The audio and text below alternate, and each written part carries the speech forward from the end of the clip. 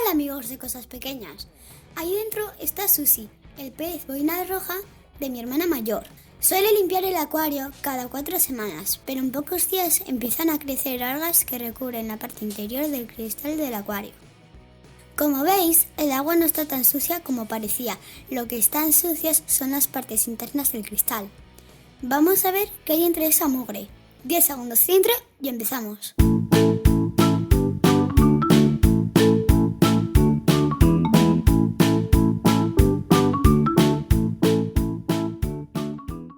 Con una pipeta cogemos un poco de agua de la pecera y la ponemos en un porta.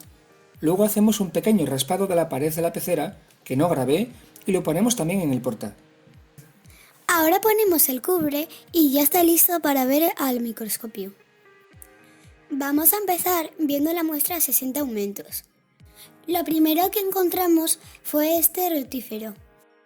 Los rotíferos suelen ser animales de vida libre y se mueven como si fueran gusanos, como veréis uno después. Pero este que vemos aquí es de vida sésil. Esto significa que vive anclado en el sustrato, como los mejillones. Además, este vive en el interior de un tubo. Los cilios que tienen estos organismos generan corrientes que hacen que las partículas que lo rodean se muevan de la forma que veis. Es la estrategia que tienen los animales sésiles para encontrar comida. Vamos a ver la muestra en campo oscuro. Además del rotífero tubícula, podemos ver una vorticela justo donde señala la flecha. La veremos con más detalle más tarde. Aquí, las partículas en movimiento y las corrientes que generan los cilios se ven con más claridad. A 120 aumentos y en campo oscuro vemos que algo asustó al rotífero.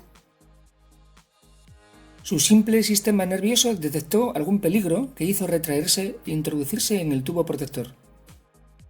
Cuando se le pasa el susto, el rotífero sale lentamente del tubo y empieza de nuevo el movimiento de los cilios.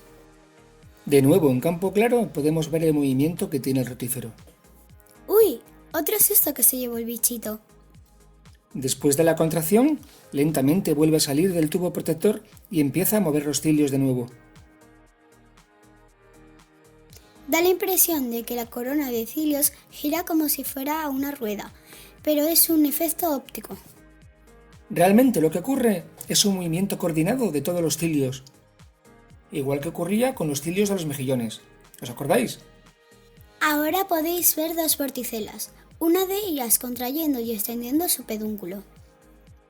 ¿Qué os parece? A mí me parece alucinante. Se ven algunos órganos internos. Se vuelve a retraer y otra vez extrae su corona ciliar. Todos los rotíferos adultos tienen un número fijo de células. Este fenómeno se llama eutelia y es característico de cada especie. Aquí, a 120 aumentos, vemos en la parte superior a otro rotífero, pero en este caso es de vida libre. Abajo tenemos un hematodo. El movimiento de este rotífero me recuerda al de una oruga. La parte posterior avanza hasta la anterior y una vez que se fija, extiende su cuerpo hacia adelante. Aunque es mucho menos evidente que en el anterior rotífero, se deja intuir una corona de cilios, aunque mucho más pequeña. Como no paraba de moverse, nos resultó muy difícil poder seguirlo. Además, el pillín se metía por sitios por donde se le veía bastante mal. Se aprecia una protuberancia en la zona anterior con función probablemente sensorial. A 480 aumentos es muy difícil seguirlo y además se metió entre restos orgánicos que impedían verlo. Esto que tenemos aquí es un hematodo. La zona coloreada del centro de su cuerpo es el alimento ingerido.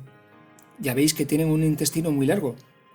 Y eso que tiene una apariencia más densa, creo que son óvulos, por lo que estamos viendo a una hembra. Van avanzando entre el sustrato y se van alimentando de pequeñas partículas que encuentran a su paso. Son tan largos que tardan un montón en pasar por delante del objetivo. Estos animales también presentan eutelia, es decir, los adultos de la misma especie tienen un mismo número de células. Vamos a ver ahora otro ser que convivía con Susie, las vorticelas. Son seres unicelulares sésiles que se unen al sustrato por un largo pedúnculo contráctil. La parte más llamativa tiene forma de campana, con una corona de cilios con la que generan corrientes que usan para atrapar el alimento.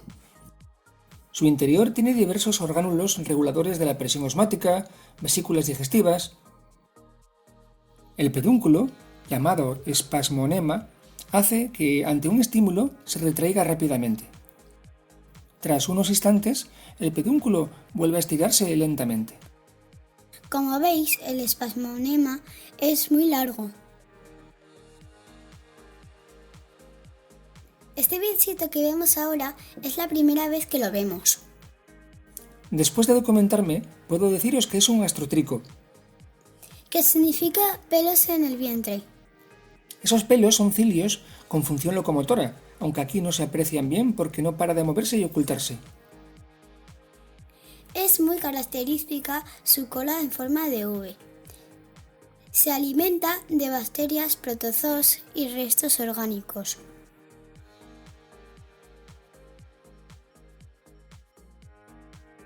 Y por último, vamos a ver lo que le da el color verde al agua.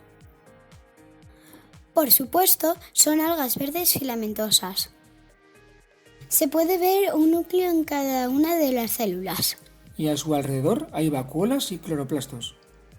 donde se encuentra la clorofila, que es la encargada de realizar la fotosíntesis. Bueno, espero que os haya gustado el vídeo. Hasta la próxima.